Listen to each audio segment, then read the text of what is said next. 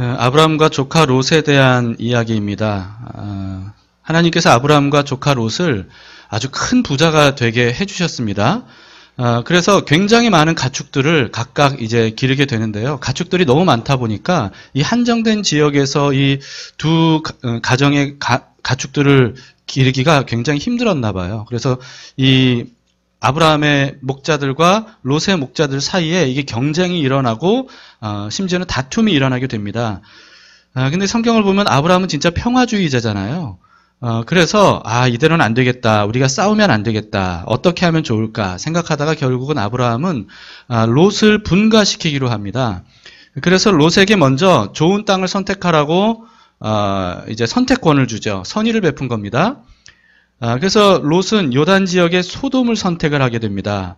소돔이 어느 지역이냐 하면 요단강 동편에 있는 쪽인데 사해바다 바로 남단 동남쪽에 있는 곳이거든요. 지금은 요르단입니다. 근데 롯이 소돔을 선택한 이유가 창세기 13장 10절에 이렇게 기록이 되어 있습니다. 이에 롯이 눈을 들어 요단 지역을 바라본즉 소알까지 온 땅이 어땠냐 하면 물이 넉넉했대요. 그래서 여호와께서 소돔과 고모라 멸하시기 전이었으므로 여호와의 동산 같고 애굽 땅과 같았더라. 이렇게 되어 있습니다. 여러분, 우리가 아는 대로 소돔과 고모라는 어떤 땅입니까? 더 이상 봐줄 수 없을 정도로 죄악이 가득한, 정말 타락할 대로 타락한 그런 도시가 바로 소돔성이었거든요. 영어에 소돔이라고 하는 단어가 있습니다. 소돔이, 이게 어디서 파생된 단어인지 아시겠죠? 소돔성에서 파생된 단어인데요. 이 단어의 뜻이 어떤 뜻이냐 하면 성적인 극한 타락을 의미하는 단어입니다. 그래서 남색 또는 수간을 의미하는 단어로 소돔이라고 하죠. 그 정도로 소돔성이 성적으로 타락한 대명사 같은 곳이다. 이렇게 알려져 있습니다. 근데 당시 롯에게 소돔과 고모라가 어떻게 보였다고 오늘 10절에서 말씀하고 있습니까? 여호와의 동산 같아 보였다는 거죠. 여호와의 동산 같아 보였다. 에덴 동산처럼 보였고 또 천국처럼 보였다라고 하는 겁니다. 그러니까 롯이 보기에 소돔성은요, 모든 게 다 풍족해 보이고 모든 게 다 즐거워 보이고 모든 게 다 만족스러울 것 같고, 그래서 거기를 가면 내가 자유를 얻을 수 있을 것 같고 내가 원하는 삶을 살 수 있을 것 같고 나의 삶과 우리 가족의 삶을 보장해주고 그리고 행복하게 해줄 수 있는 것처럼 그렇게 보였다는 겁니다. 여러분, 만약에 우리가 롯이라면 롯과 다른 선택을 했을까 하는 겁니다. 우리가 롯이었다면 사방을 먼저 둘러보니까 가장 물이 풍부하고 비옥하고 그리고 좋은 것들이 가득하고 사람들마다 좋은 옷을 입고 그리고 아주 많은 것들을 먹고 누리는 그런 삶을 보니까 저기 가면 나도 저런 삶을 살 수 있겠구나. 그렇게 생각하기 쉽지 않겠습니까? 여러분, 우리 눈에 보이기에 좋은 것을 선택하는 것이 바로 우리의 쉬운 선택의 기준이 아닌가 하는 그런 생각이 듭니다. 우리는 눈에 보이는 것으로 쉽게 판단하곤 합니다. 근데 우리 경험상 여러분, 우리가 본 것과 다를 때가 이게 얼마나 많습니까? 내가 보기엔 분명히 이랬는데 알고 보니까 그게 아니더라 라고 하는 일들이 굉장히 많죠.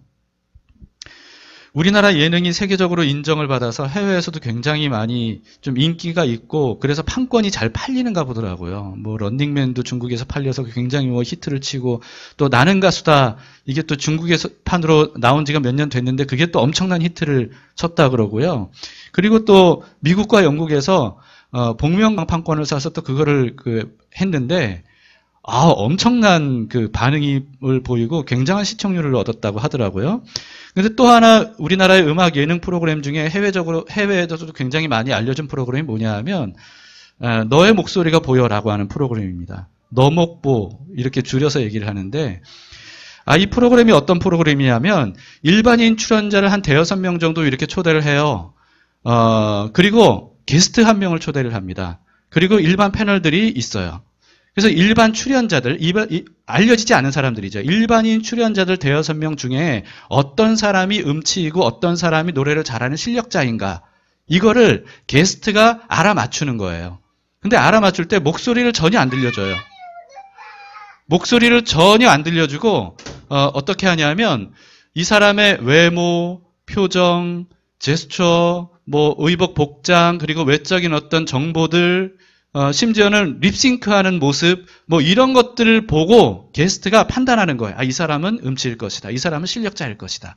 그래서 한 사람씩 음치라고 생각해서 음치를 색출해가고 맨 마지막에 실력자 한 사람을 남기는 것이 이 게스트가 해야 되는 미션입니다. 그러니까 오직 눈으로 보고만 그 사람이 노래를 잘하는지 못하는지 이거를 판별해내야 되는 거예요. 근데 이걸 맞추기 위해 초대된 게스트가 주로 유명 가수들입니다. 그러니까 노래 일가견이 있는 사람들이죠. 그래서 이 사람들은 자신들의 어떤 경험이라든지 지식이라든지 이런 것들을 총동원해서 이 출연자들을 한 사람 한 사람 분석을 합니다. 그래서 이 사람 뭐 얼굴 모습이 이렇고 뭐 립싱크하는 모습이 이렇고 마이크 잡는 모습이 이러니까 이 사람은 뭐 음치일 것이다. 이 사람은 실력자일 것이다. 이런 식으로 가려내죠. 근데 이 프로그램이요. 저는 굉장히 재밌더라고요. 그래서 여러 편을 봤거든요. 근데 여러 편을 보면서 제가 내린 결론이 있습니다. 아무리 노래에 일가견이 있는 전문가들이 게스트에 나와서 이게 맞춘다고 하더라도 눈으로 보고만으로는 이 사람이 음치인지 실력자인지 못 가려내더라는 거예요. 못 가려내요. 그러니까 아무리 그 나름대로 이론과 논리와 경험과 이런 모든 것들을 바탕으로 또는 꼼수까지 동원을 해서 외적으로 보이는 것으로 이 사람이 실력자입니다. 이 사람은 음치입니다. 이렇게 얘기를 하지만 결론적으로 보면 찍는 것밖에 안 되는 거예요. 이게 아무리 뭐 여러 가지 그 근거를 대도 결국은 게스트가 깜짝 놀랄 음치이거나 깜짝 놀랄 실력자이거나 이게 반대가 나타나는 경우가 굉장히 많습니다. 그래서요, 이게 회가 거듭될수록 이게 성공 확률이 높아지면 이게 어느 정도 이 외적으로 보고도 이게 판단할 수 있겠구나 이럴 수 있는데요. 회가 거듭돼도 이게 성공 확률이 높아지질 않더라고요. 그래서 이 프로그램이 오래 없어지지 않고 오랫동안 지속될 수 있는 게 아닌가 하는 생각이 듭니다. 근데 보면서 참 재밌는 게 뭐냐 하면요. 그럼에도 불구하고 거기 있는 게스트라든지 패널들이라든지 또 방청객들도 같이 맞추는데 근데 이런 사람들이 이 사람은 실력자가 분명하다. 이 사람은 음치가 분명하다. 그러면서 온갖 근거들을 다 대면서 각자의 주장을 해요. 분명하다고 막 장담을 하고. 심지어는 그래서 게스트 같은 경우에는 내가 이걸 못 맞추면 그러면서 공약을 하기도 하고요. 그렇게 합니다. 근데 결국은 누가 잘 찍느냐. 이것뿐이에요. 이것뿐이에요. 여러분 이게 음치인지 실력자인지 판단하는 것만 그렇겠습니까? 우리도요. 타인을 볼 때 외적인 모습만 봐주고 판단하는 경우들이 굉장히 많이 있습니다. 이 사람은 나는 사람의 얼굴을 보면 딱 알 수 있다 그러면서 이 사람은 이런 사람일 거야. 이렇게 생각하는데 사실은 그 사람과 깊은 대화를 나눠보고 알고 보면 내가 생각지 못했던 전혀 다른 삶을 살아왔고 내가 생각지 못했던 전혀 다른 가치관을 가지고 있는 그런 사람들인 경우들이 있다는 거죠. 어떤 사람은 가난하기 때문에 이럴 거야. 이 사람은 부자이기 때문에 이럴 거야. 라고 생각했던 모든 것들이 사실은 그 사람과 개인적인 관계를 맺다 보면 전혀 그렇지 않은 경우들이 많이 있습니다. 그리고 또 우리는요, 우리 자신도 이렇게 외적인 것들을 가지고 판단하는 경우가 참 많이 있습니다. 우리의 상황, 상태, 형편, 이런 것들을 통해서 자기 자신을 쉽게 그냥 단정 지어버리고 내 인생은 이번 생은 망했어. 이런 식으로. 이번 생은 끝났어. 이런 식으로 우리는 쉽게 우리의 인생을 겉으로 보이는 것만으로 판단하고 단정 짓는 그런 어리석은 일들을 범할 때가 있다는 거죠. 그래서 여러분 성경에서는요.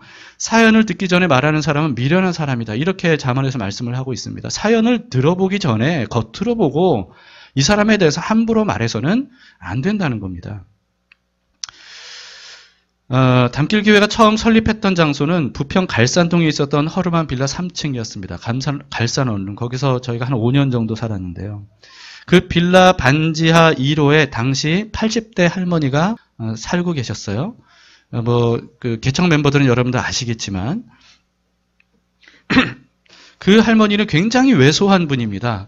근데 가난하기 때문에 독거노인이시거든요. 하다 보니까 폐지를 힘겹게 주우러 다니시는 분이세요. 이 연세 많으신 분이 아주 왜소한 몸으로 폐지를 줍고 다니는 게 이게 얼마나 힘들겠습니까? 근데 이분이 한동안 안 보이시다가 어느 날 다시 나타나서 폐지를 주우시는데요. 예전과는 달리 허리가 완전히 굽어진 거예요. 허리를 못 펴시는 겁니다. 그래서 너무너무 괴로워하시는 모습으로 폐지를 주우시더라고요. 그래서 제가 할머니 왜 그러시냐고 그랬더니 언젠가 그 리어커에서 어떤 할아버지가 허리를 탁 쳤대요. 근데 그러고 난 다음에 이게 허리를 못 펴겠더라는 거예요. 너무너무 고통스럽고 힘들고 아프더래요. 그래서 끙끙 앓다가 어쩔 수 없이 근처에 종합병원에 갔는데 그 병원도 꽤 유명한 병원이거든요. 종합병원에 갔는데 거기서 뭐 여러 가지 뭐 엑스레이 찍고 또 MRI도 찍었어요. MRI도 찍고 입원을 해서 한 달 동안 거기 있으면서 치료도 받고 이랬는데 도무지 낫지를 않더라는 거예요. 근데 그 병원의 의사들과 간호사들은 할머니 연세가 많으셔서 어쩔 수 없어요. 허리 피셔요. 허리 그렇게 구부리고 있으면 더 아파요. 허리 피세요. 허리 피세요. 그러면서 막 할머니를 그냥 윽박지르다시피 그렇게 허리 피라고 강요를 했다는 거죠. 그래서 그렇게 한 달 동안 끙끙 앓으면서 그 입원해 있는 동안에 이 하나도 낫질 않고 그래서 결국은 병원비만 많은 돈을 내고 퇴원을 하신 거예요. 근데 뭐 생활을 하셔야 되니까 어쩔 수 없이 그 허리를 가지고도 굽은 허리로 박스를 또다시 주우러 다니시는 거죠.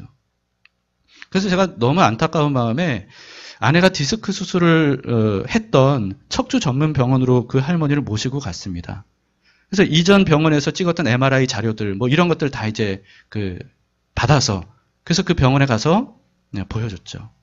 근데 원장님이 이 MRI를 다른 데서 찍은 MRI죠. 그 MRI를 유심히 살펴보시더니 디스크가 굉장히 손상이 됐다는 거예요.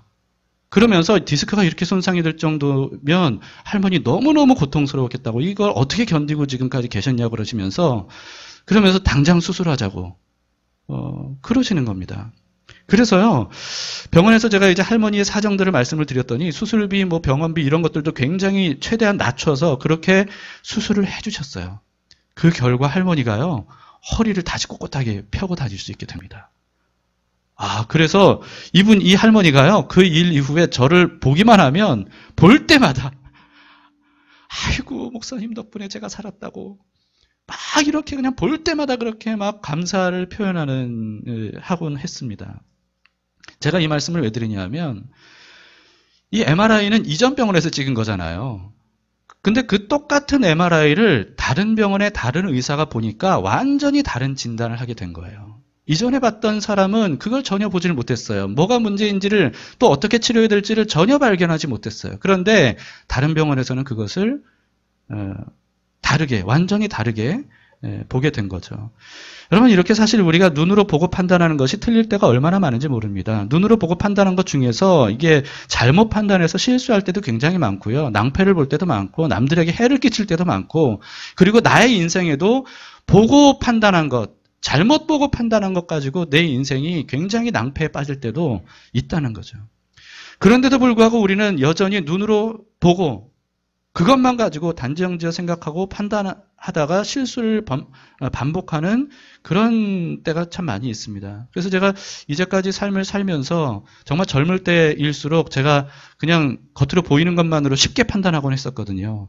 근데 나이가 들수록 느껴지는 건 뭐냐 하면 이게 한 번 보고 그 사람을 판단할 수 없구나. 한 번 보고 뭔가를 이렇게 단정지어 말할 수 없고 내가 본 것은 극히 일부분에 불과하고 그것으로 전부를 판단할 수 없다. 이런 것을 깨닫게 됐습니다. 그래서 우리가 나이가 들수록 또 삶을 살아갈수록 또 믿음을 가지며 살아갈수록 지혜로운 사람이 돼야 되는데 이 지혜로운 사람은 어떤 거냐 하면 눈으로 보는 것만으로 쉽게 판단하지 않고 그래서 내가 알지 못하는 것들이 아는 것보다 훨씬 많다는 것을 인정하는 겸손한 자세. 이것이 바로 우리가 삶을 지혜롭게 살아가는 방법이 아닌가 하는 생각이 듭니다. 그러면 우리는 어떻게 판단하며 살아야 될까라고 하는 거죠. 그러면 우리는 무엇을 가지고 판단하며 살아야 될까라고 하는 겁니다. 성경은 아브라함을 통해 우리에게 알려주고 있어요. 창세기 13장 12절에 이렇게 되어 있는데요. 아브라함은 가나안 땅에 거주하였고 롯은 그 지역의 도시들에 머물며 그 장막을 옮겨 소돔까지 이르렀더라. 그러니까 롯은 소돔 쪽으로 갔죠. 요단강 건너서 그 비옥한 곳으로 갔습니다. 그런데 아브라함은 가나안 땅을 선택했어요. 여러분 가나안 땅 하면 적과 꿀 흐르는 땅, 이렇게 많이 알려져 있잖아요. 그런데 실제로 가나안 땅은 그런 땅이 아닙니다. 성경만 보더라도요. 가나안 땅에 심한 기근이 굉장히 자주 찾아왔다는 것. 그것을 우리는 성경만 보더라도 쉽게 알 수가 있습니다. 그래서 그 가나안 땅이 굉장히 극심한 기근들 때문에 사람들이 그 생명을 부지하기 위해서 애굽 땅으로 내려간 기록들이 굉장히 많이 있고 아브라함도 그랬었고요. 그리고 요셉 때에도 요셉 때에도 야곱의 가족들이 애굽에 내려온 이유가 가나안의 극심한 그 기근 때문이었습니다. 그래서 가나안 땅은요, 사실 척박한 땅이에요. 그리고 이게 성경에만 기록된 게 아니고 실제로 지금도요, 이스라엘과 팔레스타인 지역, 이런 지역들을 뭐 제가 가보진 못했지만 여러 어떤 성지순례를 한 어떤 사진이나 영상들이 굉장히 많이 있거든요. 그런 것만 보더라도 푸릇푸릇한 게 별로 없어요. 다 그냥 민둥, 돌산, 뭐 사막, 광야, 뭐 붉은 어떤 이런 것들밖에 안 보입니다. 푸른 것들이 거의 안 보여요. 예루살렘 도시만 해도 거기도 엄청나게 많은 집들, 수많은 사람들이 살고 있지만 거기에도 그렇게 푸릇푸릇한 게 별로 보이질 않습니다. 돌들이 가득해요. 그러니까 비옥함과는 거리가 먼 곳이 바로 이 가나안 땅이죠. 근데 아브라함은 본래 가나안 출신이 아니잖아요. 아브라함은 어디 출신입니까? 갈대아 우르라고 하는 곳의 출신이에요. 거기서부터 먼 여행을 해서 하나님이 약속하신 이 가나안 땅까지 온 거거든요. 근데 이 갈대아 우르가 어떤 곳이냐면 유프라테스 강하고 티그리스 강이 만나는 지역인데 여기가 뭐 고대로부터 지금까지 비옥하기로 유명한 땅입니다. 그래서 여러분 문명의 발상지 바로 여기예요. 바벨론 문화가 꽃 피운 곳. 이게 바로 이 갈대아 우르가 있는 그 지역입니다. 그러니까 이런 어떤 비옥한 땅, 정말 풍부한 지역에서 탄생하고 낳았고, 그리고 자랐고, 이 나이가 들 때까지 거기서 살아왔던 그 아브라함이 그렇게 좋은 땅에서 살았었는데 가나안 땅에 딱 들어와 보니까 이 가나안 땅이 이게 비옥한 땅이 아닌 거죠. 비옥한 땅이라고 볼 수가 없는 거죠. 근데 그럼에도 불구하고 아브라함이 가나안 땅을 선택한 이유가 뭘까? 그건 단 하나였습니다. 하나님께서 약속으로 인도하신 땅이었기 때문이에요. 하나님께서 말씀하셨잖아요. 내가 너에게 지시할 땅으로 가라. 그래서 아브라함이 그거 믿고 갔거든요. 그거 믿고 갔더니 가나안 땅인 거예요. 여러분 근데 가나안 땅이 축복의 땅인 이유는요. 기후, 토질, 자원, 물 이런 조건들이 좋아서가 아닙니다. 가나안 땅이 축복의 땅인 이유는 하나님의 약속이 머무는 땅이기 때문에 그래요. 그래서 이 가나안 땅의 가치는 눈으로 보고 판단할 수 있는 게 아닙니다. 외적인 것들을 가지고 판단할 수 있는 게 아니에요. 가나안 땅의 가치는 오직 믿음으로만 보이는 땅입니다. 여러분 우리는 살다 보면 선택해야 되는 기로에 설 때가 얼마나 많이 있습니까? 인생은 선택 자체예요. 하루하루 매일매일 선택해야 되는 일들이 가득해 있죠. 근데 중대한 순간 올바른 선택을 하기 위해서 우리는 어떻게 해야 됩니까? 물론 우리는 육신의 눈으로 볼 수 있는 것들은 최대한 봐야 됩니다. 보고 또 보고 또 보고 또 봐야 됩니다. 근데 그것만 가지고도 판단이 안 되는 일들이 우리의 삶에는 굉장히 많이 있습니다. 왜냐하면 우리가 보는 것이 현재 지금 내 눈앞에 있는 것밖에 우리는 못 보잖아요. 당장 내 눈 밖에 있는 것들은 볼 수가 없고 내일 일은 우리는 볼 수 없거든요. 그렇기 때문에 그럴 때 우리가 올바른 선택을 하기 위해 해야 되는 일은 뭐냐 하면 때로는 육신의 눈을 감고 믿음의 눈을 뜨는 거예요. 믿음의 눈. 믿음의 눈을 뜬다는 게 뭡니까? 하나님께서 무엇을 약속하셨는가? 하나님께서 뭐라고 말씀하셨는가? 라고 하는 거예요. 그래야 소돔이 아닌 가나안을 선택할 수가 있는 겁니다. 여러분 롯도 아브라함과 함께 이제까지 해왔기 때문에 하나님께서 약속하신 땅이 가나안이라는 것쯤은 알고 있었을 거예요. 그걸 몰랐겠습니까? 그런데도 불구하고 롯은 하나님의 약속보다는 자기의 눈으로 보기에 좋아 보이는 소돔성을 선택을 했던 거예요. 그러나 아브라함은 끝까지 믿음의 눈을 떠서 그 믿음으로 보기에 하나님이 약속한 땅, 가나안 땅을 선택했던 거죠. 예수님께서 이런 유명한 말씀을 하셨습니다. 마태복음 7장 13, 14절인데요. 좁은 문으로 들어가라. 멸망으로 인도하는 문은 크고 그 길이 넓어 그리로 들어가는 자가 많고 생명으로 인도하는 문은 좁고 길이 협착하여 찾는 이가 적음이라. 여러분, 왜 많은 사람들이 크고 넓은 길로 갈까요? 왜 많은 사람들이 크고 넓은 길을 선택할까요? 왜냐하면 그 길이 편하고 안전하고 좋아 보이기 때문이에요. 왜 사람들이 좁고 협착한 길을 가려고 하지 않을까요? 그 길 찾는 사람들은 왜 그렇게 적을까요? 왜냐하면 보기에 불편하고 위험해 보이고 그리고 안 좋아 보이기 때문이에요. 그런데 예수님은 넓은 길이 아니라 좁은 길을 가라. 이렇게 말씀하셨어요. 왜?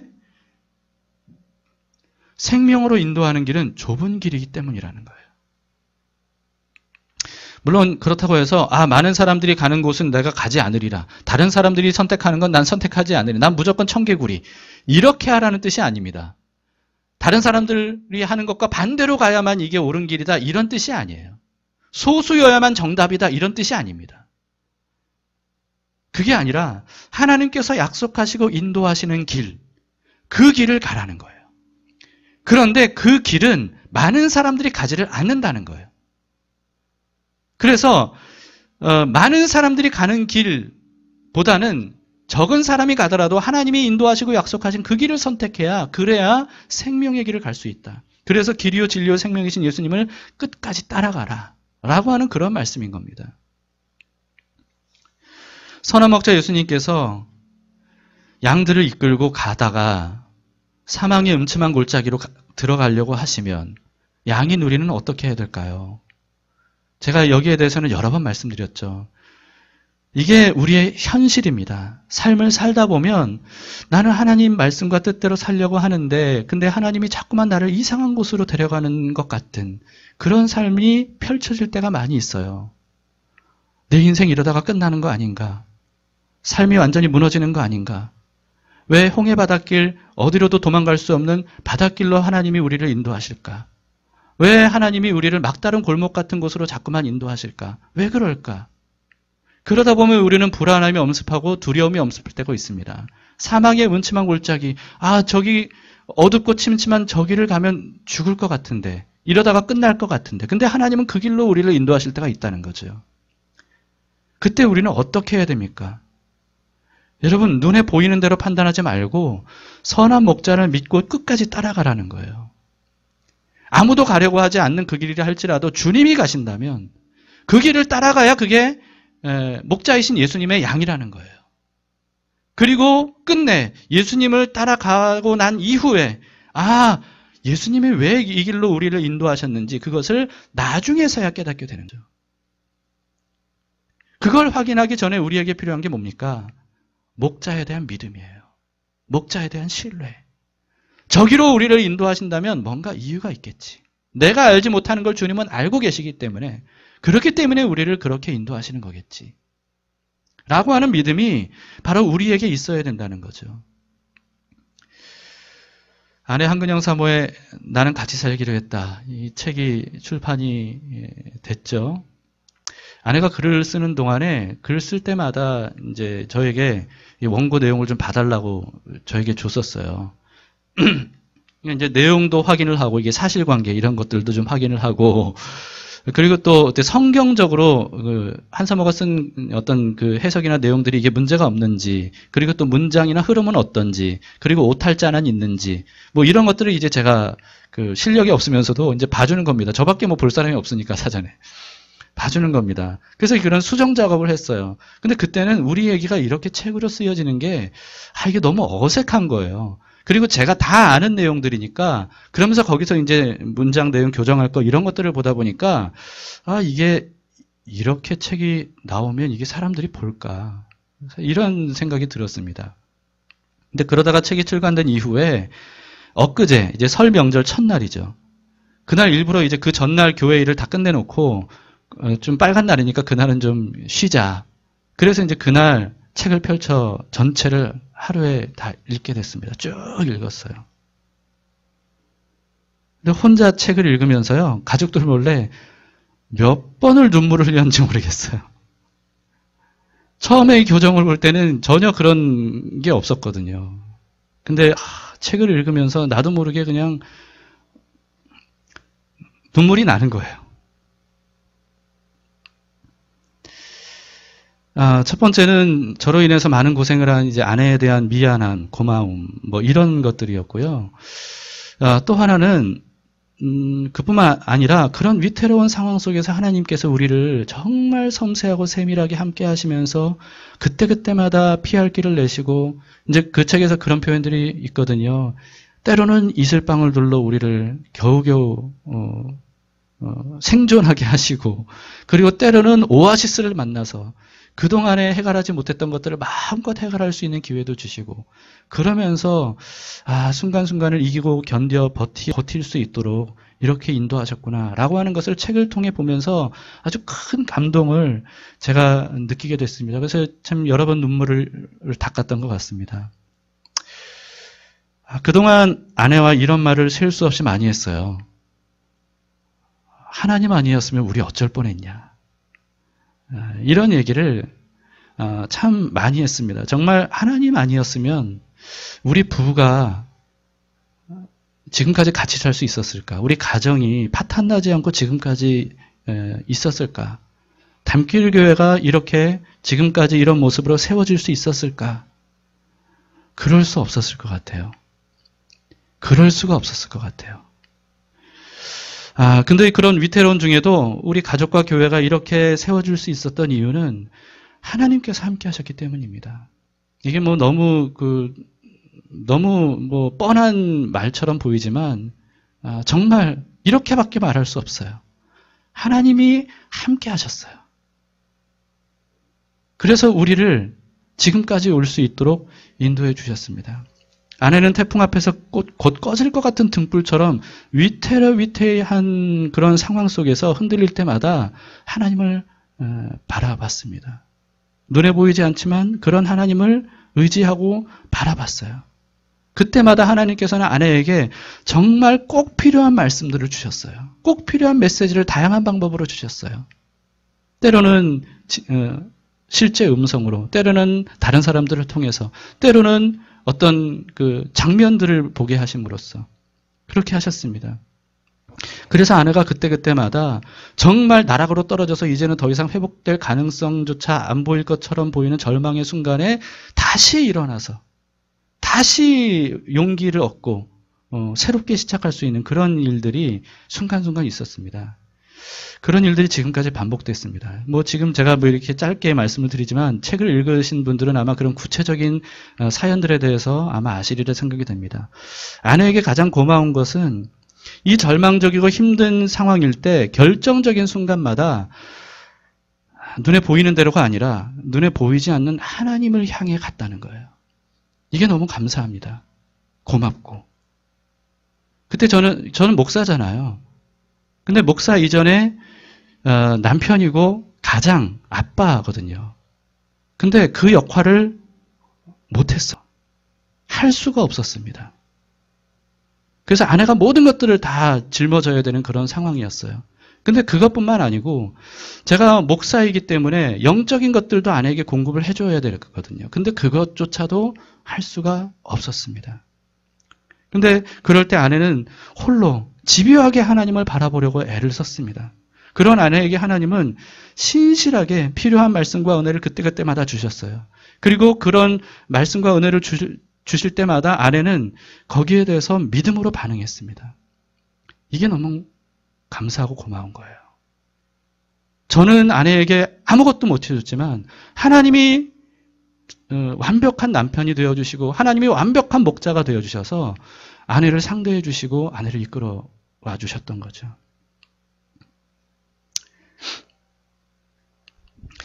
저는 우리 이야기가 담긴 이 책이 과연 독자들에게 어떻게 읽혀질까, 이게 참 확신이 서질 않았었습니다. 왜냐하면 사실 여기에는 무슨 성공 스토리 이런 게 전혀 없거든요. 뭐 기도했더니 하나님께서 극적으로 뭐 저를 완전히 낫게 해주시거나 뭐 무슨 문제가 갑자기 해결이 확 되거나 이런 게 전혀 없잖아요. 그런 내용이 전혀 없습니다. 우리 가족의 부끄럽고 연약한 모습들이 그대로 담겨 있어요. 물론 다 담긴 건 아닐지라도 어쨌든 우리의 연약한 모습, 글을 쓴 아내의 연약함도, 그리고 등장인물은 저의 연약함도 그대로 그냥 들어가 있습니다. 내세울 것 하나 없는 우리들. 이런 사실들이 그대로 드러난 이 책을 보면서 사람들이 무슨 도움을 얻을 수 있을까?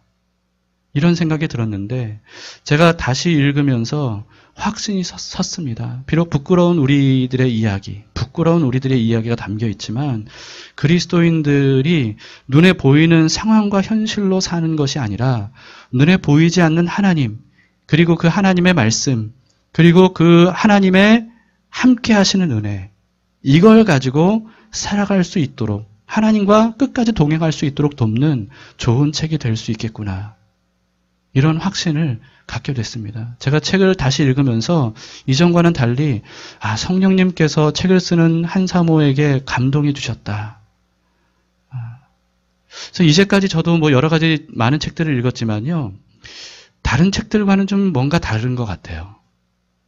뭔가 좀 분위기가 좀 다른 어떤 느낌이 저에게만 있는지 모르겠지만 좀 그렇더라고요. 그래서 이 고난의 삶을 하면서 정말 하나님이 아니면 결코 살아갈 수 없는 우리들에게 눈에 보이는 대로 모든 것들을 판단하지 말고 눈에 보이지 않는 하나님을 바라보도록. 그래서 하나님께서 우리에게 말씀하시고 우리를 인도하시고 우리를 약속하시고 난 끝까지 너와 함께 있다. 난 너를 한 번도 버린 적이 없다. 지금까지 나는 너와 함께 있었고 앞으로도 함께 할 것이다. 라고 하는 어떤 이런 약속의 메시지. 이런 것들을 믿음의 눈을 떠서 보고 그래서 다시 한번 새롭게 믿음으로 살고자 하는 용기를 얻을 수 있는 그런 귀한 책이 되지 않을까. 그런 생각을 감히 해보게 됐습니다. 아직 2월이 되지 않았는데도 이 책을 아마 다 읽으신 분들이 벌써 많으실 겁니다. 근데 아직 읽어보지 못하신 분들이 계시다면 2월 우리가 읽을 책으로 선정을 했잖아요. 그러니까 한번 꼭 읽어보시고 그래서 하나님께서 이런 분이구나 라고 하는 것을 통해 많은 위로와 또 용기를 얻을 수 있으면 좋겠습니다. 롯이 아브라함을 떠나서 소돔성을 으로 갔잖아요. 그러고는 20여 년이 지나게 됩니다. 20여 년이 지난 이후에 여호와 하나님께서 아브라함에게 다시 나타나셔요.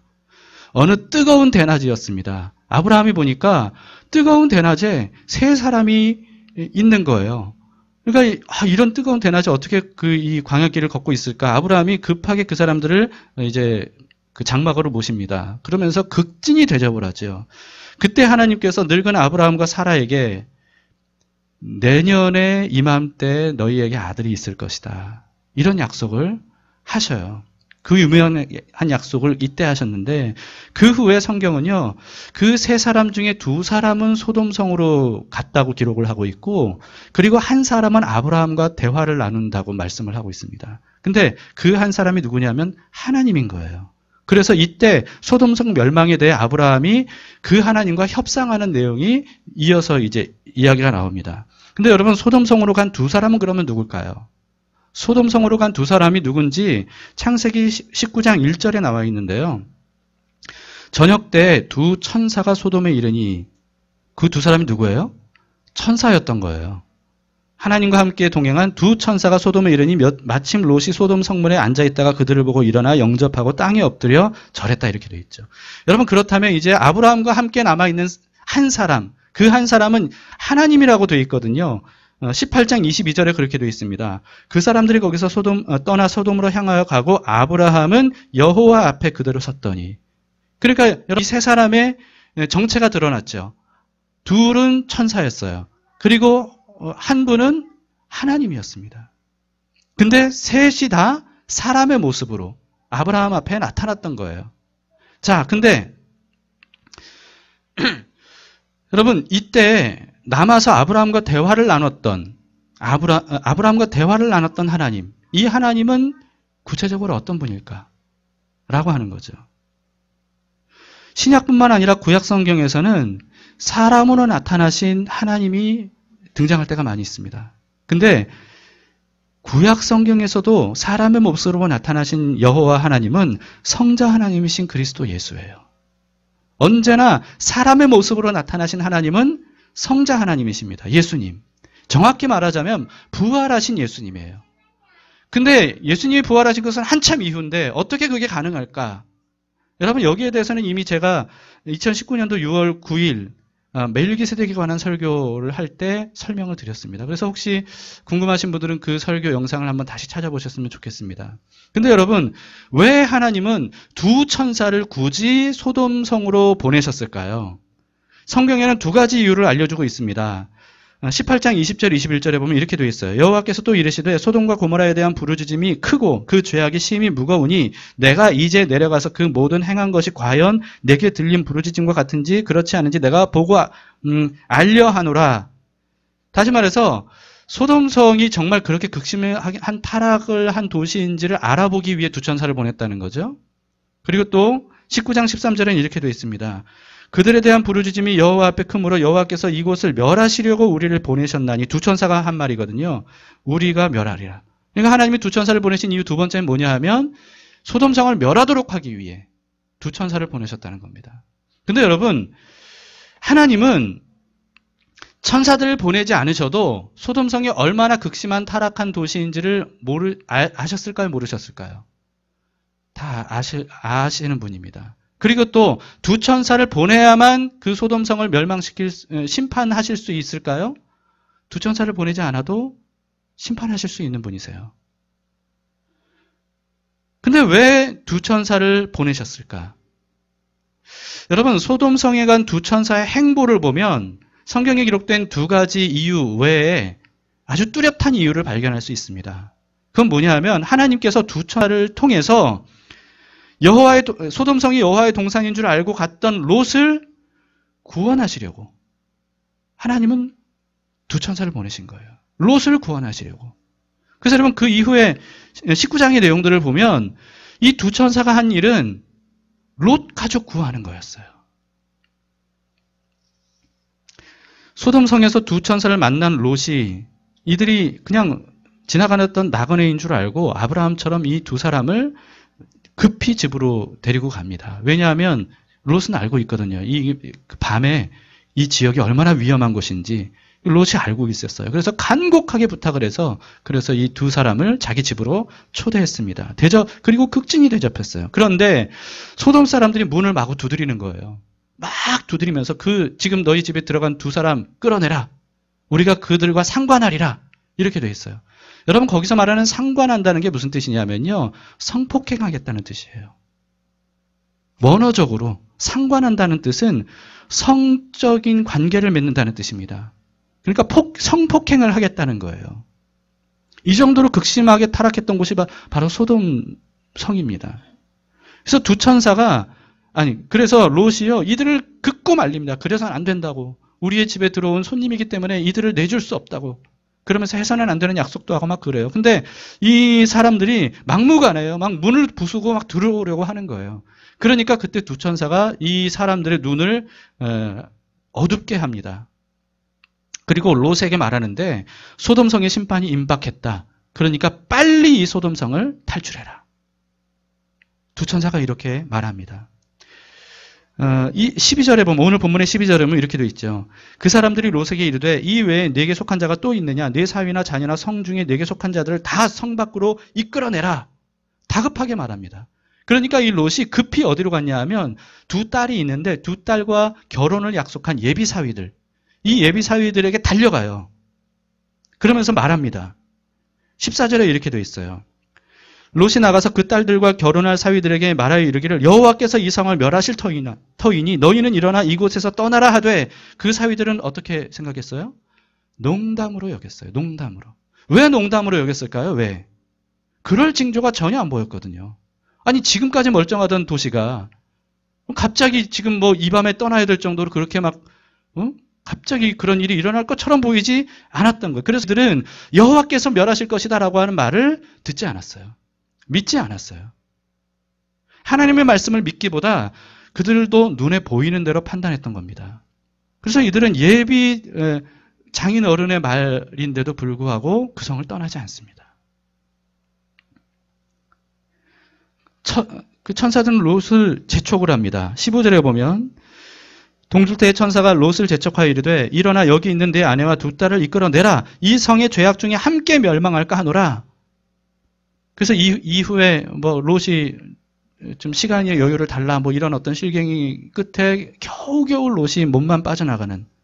그래서 롯의 부부하고 두 딸만 소돔성을 급히 탈출해서 목숨을 부지하게 됩니다. 그렇게 롯이 빠져나가자마자 마치 폼페이에서 일어났던 큰 재앙처럼 그렇게 한순간에 이 소돔 고모라가 망하고 말죠. 멸망을 당하고 맙니다. 순식간에 완전히 파괴가 돼요. 참 노아 같은 얘기 아닙니까? 그렇게 홍수가 올 거니까 방주를 타야 살 수 있다고 해도 믿는 사람들은 몇 명 안 됐어요. 여러분, 롯이 소돔으로 처음 들어갔을 때, 이 소돔성이야말로 내 삶을 윤택하게 하고 더 부자가 되게 하고 더 잘 살게 해줄 거야 라고 생각하고 들어갈 때 롯은 굉장히 큰 거부였습니다. 그런데 소돔에서 겨우겨우 빠져나올 때는 어땠어요? 몸만 겨우 빠져나온 거예요. 겨우겨우 목숨만 부지한 겁니다.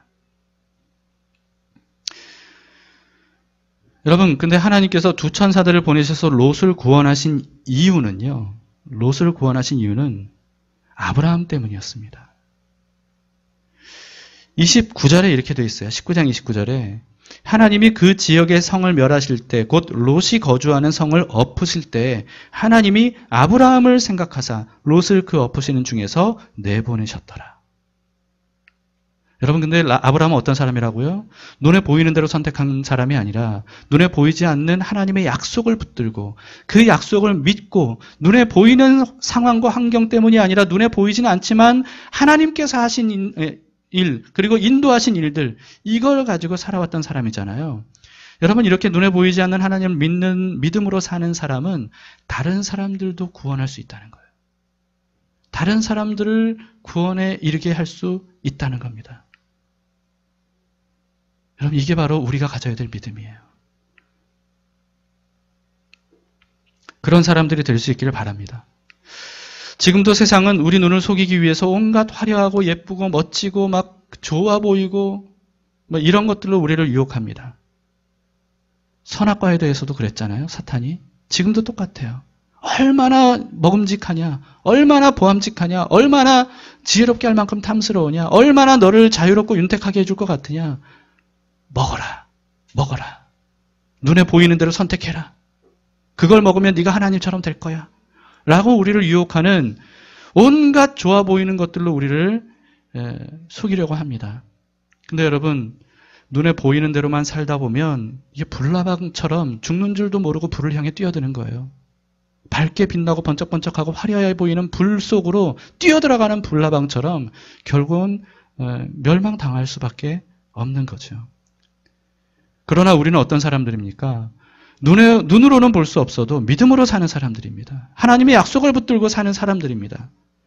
로마서 12장 2절, 오늘도 한번 우리가 읽어봤으면 좋겠어요. 함께 다 같이 읽어봅시다. 시작. 너희는 이 세대를 본받지 말고 오직 마음을 새롭게 함으로 변화를 받아 하나님의 선하시고 기뻐하시고 온전하신 뜻이 무엇인지 분별하도록 하라. 여러분, 이 세대를 본받지 말라는 것 중에 이 세대는 어떤 세대입니까? 대부분 눈으로 보이는 대로 살아가는 세대예요. 눈으로 보이고 눈으로 확인할 수 있는 것만 가지고 사는 세대. 그러나 우리는 어떻게 해야 된다고요? 눈에 보이진 않지만 하나님의 선하시고 기뻐하시고 온전하신 뜻이 무엇인지를 믿음으로 분별해야 된다는 거예요. 하나님의 약속에 대한 믿음을 가지고 분별하는 것이 바로 그리스도인들이다 라고 하는 거죠. 이런 분별력을 가진 믿음의 사람들은 눈에 어떻게 보이든 상관없이 하나님의 약속과 말씀을 따라 살아갑니다.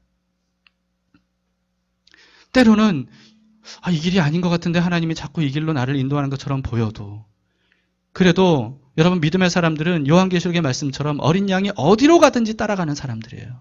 이 사람들이 결국은 14만 4천이 되고, 그리고 이들이 결국은 하나님 나라에 들어가서 새 생명으로 새 하늘과 새 땅에서 영원히 하나님께 새 노래를 부르는 그런 사람들로서 하나님 앞에 드러나게 되는 겁니다. 비록 세상 사람들이 우리를 지금은 이해하지 못해도, 그래서 때로는 우리를 어리석다고 미련하다고 아직도 무식하게 저런 말 안 되는 종교를 가지고 있냐고 사람들이 말할지라도, 때로는 박해를 한다 할지라도, 그렇더라도 우리가 선택해야 되는 건 무엇입니까? 길이요 진리요 생명 되신 예수 그리스도, 그분을 따라가는 믿음의 삶이에요. 이게 바로 우리가 순간순간 선택해야 되는 기준이 되는 거죠. 여러분, 아브라함은 이스라엘의 조상일 뿐만 아니라 믿음의 조상입니다. 우리는 그 믿음의 조상인 아브라함의 후손이에요. 믿음으로 우리는 그 후손이 되었습니다. 우리가 살아가는 방법은 롯과 같은 방법이 아니에요. 아브라함과 같은 방법입니다. 눈에 보이지 않지만 하나님이 약속하셨기에 제가 하나님을 따라가기로 선택합니다. 하나님이 계신 곳에 내가 있기를 원합니다. 이런 선택을 우리가 할 때 비로소 하나님께서 우리를 쉴 만한 물가 푸른 풀밭으로 인도하실 수가 있는 거예요. 고린도후서 4장 17절 18절 이렇게 말씀합니다. 우리가 잠시 받는 환난에 경한 것이 지극히 크고 영원한 영광에 중한 것을 우리에게 이루게 함이니 우리가 주목하는 것은 어떤 거예요? 보이는 것이 아니에요. 보이지 않는 것이니 보이는 것은 잠깐이요 보이지 않는 것은 영원함이라. 여러분, 우리가 눈으로 보기에는 하나님이 지금 계신지 어디 계신지 뭐하고 계신지 알 수가 없어요. 그런데 그때 육신의 눈을 감고 하나님께 나아가 주님의 이름을 부르며 주님 어디 계십니까? 라고 하면 주님께서 눈에 보이지 않는 것을 깨닫게 해주셔요. 나는 같이 살기로 했다. 그 책에도 하나님께서 그럴 때 한 사모에게 한 말씀이 뭐였습니까? 난 한 번도 널 버린 적 없다. 그 말을 듣는 순간 아 정말 그랬구나. 새로운 눈이 열리게 되는 거예요. 믿음의 눈을 떠서 보니까 이제까지 눈으로 보이지 않았던 하나님의 움직이심, 하나님의 손길, 하나님의 은혜 이런 것들이 보이게 된 겁니다. 그냥 무작정 그렇게 그래요 제가 그렇게 믿겠습니다. 그게 아니었던 거예요. 새로운 시야가 열렸던 거죠.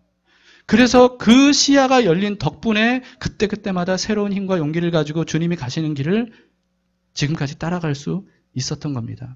여러분 로마서 8장 24, 25절에도 이렇게 말씀합니다. 우리가 소망으로 구원을 얻었음에 보이는 소망이 소망이 아니니 보는 것을 누가 바라리요. 만일 우리가 보지 못하는 것을 바라면 참음으로 기다릴지니라. 그래서 여러분 믿음 중에 믿음은 인내하는 믿음입니다. 끝까지 견디고 참고 인내하는 그게 바로 믿음의 정점이에요. 그런 사람이 연단을 받아 소망을 이루는 것을 보게 됩니다. 우리가 이 믿음을 가질 수 있길 바랍니다. 오늘날에도 우리는 눈을 뻔히 뜨고 매일 눈에 보이는 것들을 가지고 살아가지만 그러나 눈에 보이지 않는 하나님과 눈에 보이지 않는 영적 세계가 있음을 꼭 기억하세요. 그리고 그 눈에 보이지 않는 육신의 눈으로는 볼 수 없는 믿음의 세계를 보기 위해서 그때그때마다 하나님 앞으로 나아가셔야 됩니다. 그러면 하나님은 신실하게 우리에게 새로운 길을 열어주실 거예요. 그 길을 따라 끝까지 나아가는 우리 믿음의 사람들이 될 수 있기를 바랍니다.